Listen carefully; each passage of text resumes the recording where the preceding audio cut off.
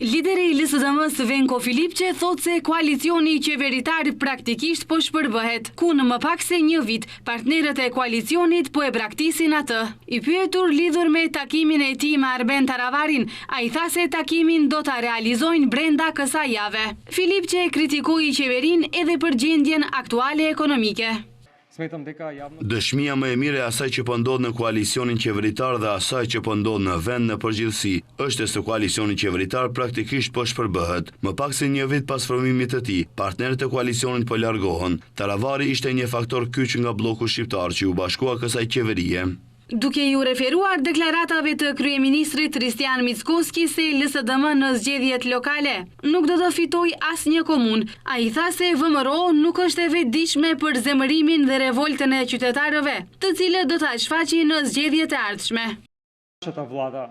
Kupole qeverisë në të cilën gjendet, po bëhet gjithnjë e më e ngushtë, ata nuk janë të vetëdijshëm për revoltën dhe zemërimin që ndjen njerëzit për shkak të shumë gjërave, për shkak të pagave, shpenzimeve, presionit që u bëjnë kompanive, revoltës që po përhapet në rrugë pas tragjedisë në Koçan, ku vdiqën 62 fëmijë e tjera.